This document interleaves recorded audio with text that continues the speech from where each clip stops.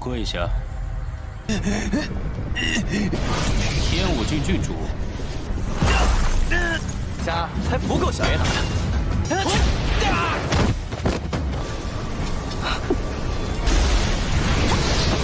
雕虫小技，想到。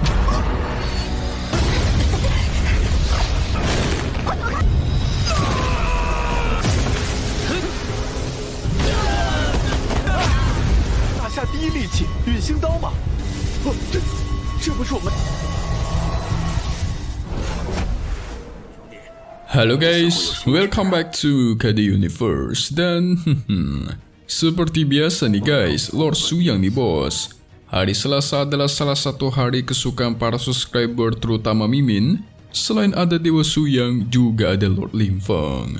Oke guys, jadi di part 35 Lian Shi Shuanian kali ini, kita semua bakal melihat full pertarungan murid Suyang melawan para musuh di atas arena. Ada juga si pangeran yang bakal menonton pertarungan ini. Ya, sepertinya si musuh yang dilancarkan ini cukup kuat-kuat ya, sampai membuat para murid Suyang itu kesulitan. Mantul kan?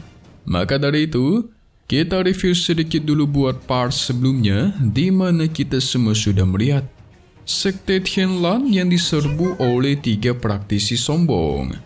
Mereka diperintahkan oleh Sang Putra Tian Wu langsung.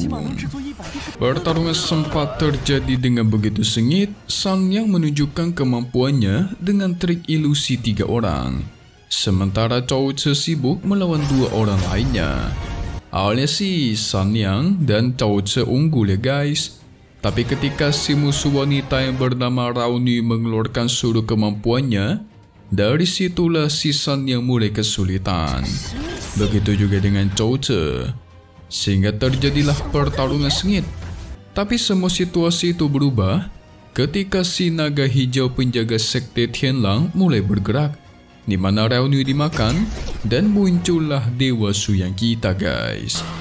Dengan mudah dia membantai semua musuh yang mencari masalah. Tidak lupa dia menyuruh musuhnya itu untuk berlutut, karena sudah begitu berani menyenggol Sekte Tianlan mereka. Sehingga dengan ini pun kita masuk ke intro ya guys ya. Hehehe. 你是谁？跪下！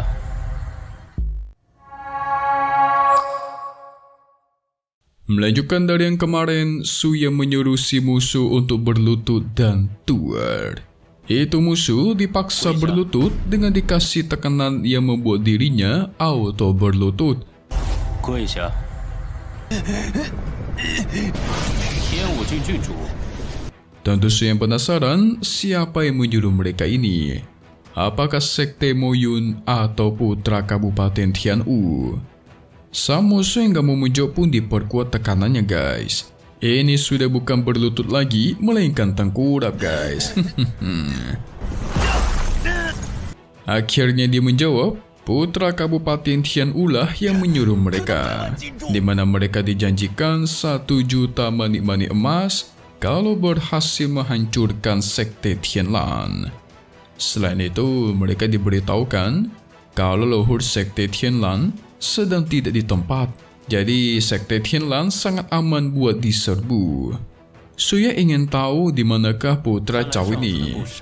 Kebetulan dia sedang berada di kompetisi Shen Wu dan tuar. Suyang buat dia jadi debu cuma dalam 1 kali tekanan guys. Ngeri kali asli.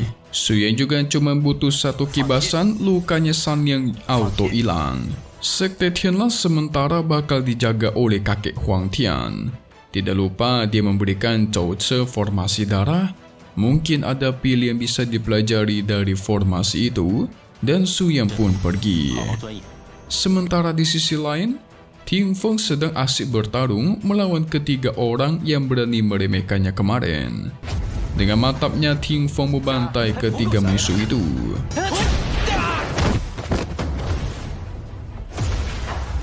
Baru saja ingin pergi dari sana, tiba-tiba muncul seorang pria bernama Lu Fu. Dia merasa nggak sia-sia sudah datang ke sini setelah melihat kemampuan Ting Feng yang cukup menarik. Gimana tidak ya kan? Ting Feng ranahnya setara dengan para musuh, tapi kekuatannya jauh lebih hebat.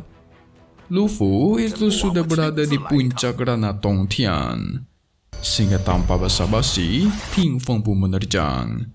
Ditambah dengan Qing Shu menggunakan formasi pedang. Keduanya pun menyerbu dengan kekuatan penuh dan tuer.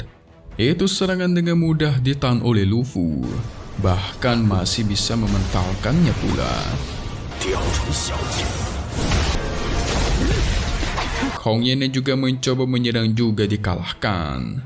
Tidak ada pilihan, Qing Shu menggunakan pil iblis kelas atas yang meledakkannya. Dengan sigap Ting Feng menyerang dari atas langit, tapi itu masih berhasil dihindari. Sayangnya dia lupa masih ada Hong Yan guys, dan tuer. Lu Fu pun terkena serangan telak dan terjatuh. Mantap, Lu Fu berhasil dikalahkan. Ternyata si Lu Fu ini dikendalikan oleh putra Kabupaten Tianwu yang menggunakan sebuah boneka gitu guys. Parahnya lagi, si putra Cao ini menghancurkan Lu Fu dengan menekan sekuat-kuatnya boneka yang ada di tangannya. Dan benar saja, itu berhasil membuat Lu Fu meledakkan dirinya sendiri.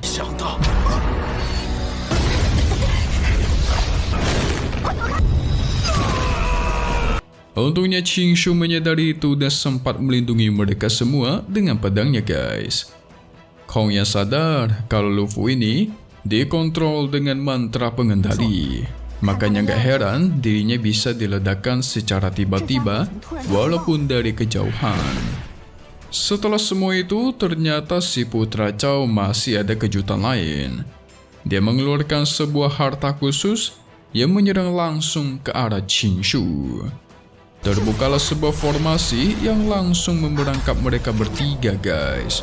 Wadidaw, asli dah.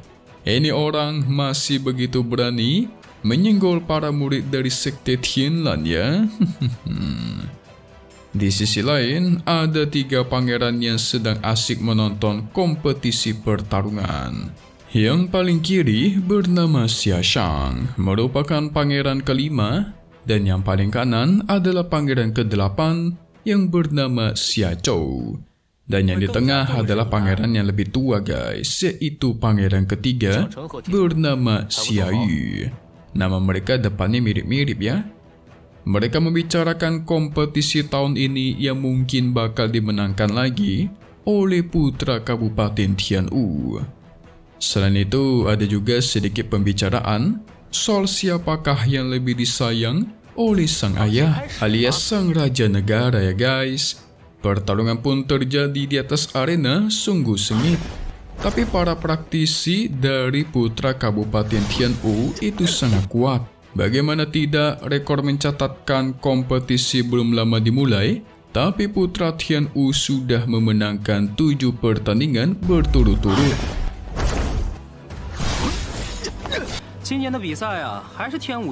By the way guys, buat kalian semua yang lupa, ini si putra Tianwu alias putra Cao merupakan orang yang waktu itu menghasut jenderal besar untuk menyerang sekte Tianlan, tapi berakhir diketemui oleh Su Yang dan dibuat buta mata sebelah.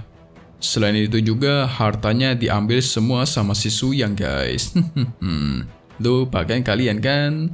Pangeran kelima merasa ingin sesekali pergi ke sekte di dalam kota kekaisaran mereka. Mungkin sekali-kali bisa bermain-main ya kan? Memang sih, mempunyai banyak orang berbakat itu sangatlah berkah buat negara mereka.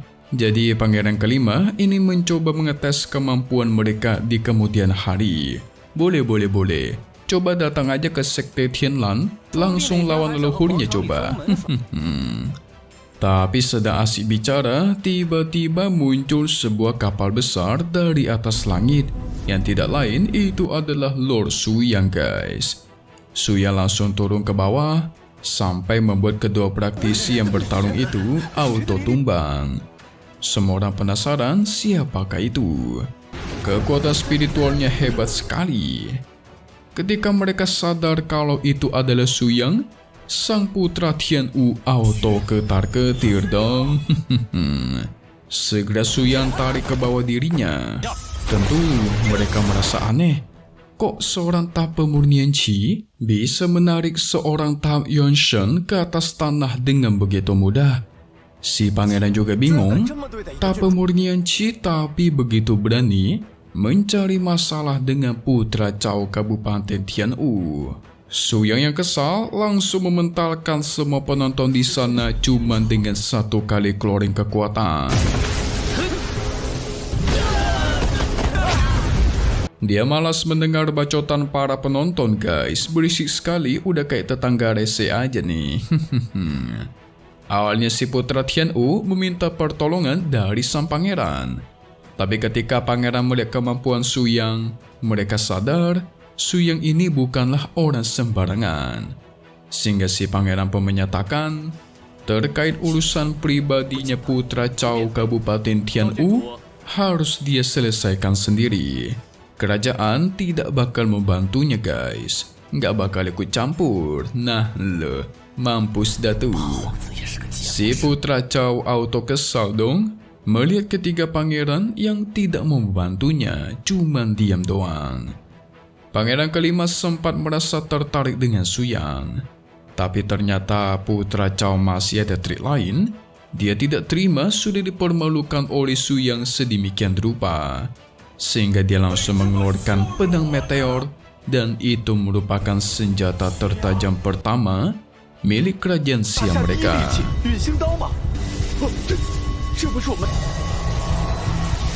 Selain tajam, juga bisa meningkatkan kekuatan spiritual penggunanya sampai berkali-kali lipat. Wadidaw, boleh-boleh dong. Dan mau kemana dulu kalian ha? Karena kita bakal masuk ke bagian spoiler buat part 36 episode 38-nya nih. Oke guys, langsung saja. Singkatnya, si musuh akhirnya menunjukkan kekuatan aslinya. Suyang menilai kekuatannya itu pasti lebih tinggi dari yang dia lihat. Sialnya lagi, ternyata putra Tianwu ini sudah menjebak Ting Feng, Kong Yan dan Qing Shu di dalam sebuah formasi. Mau disandra sama dia guys, membuat mereka tidak bisa keluar. Ting Feng yang berusaha menembus formasi itu, tapi ternyata formasi itu tidak hanya menjebak mereka, namun juga menyiksa mereka yang ada di dalam guys. Sebagai contoh, Kong Yan dibuat kedinginan sampai membeku, Ting Feng yang terbakar, dan Qing Shu yang kesakitan. Tentu Suyang tidak terima akan hal ini dong. Muridnya disiksa dan ingin dibantai. Sehingga Lord kita pun bertanya langsung, cara mati seperti apa yang kau inginkan? Dan tuar, Suyang mulai serius sampai mengeluarkan pedangnya guys. Wadidaw. Tapi kok pedang kali ini berbeda ya?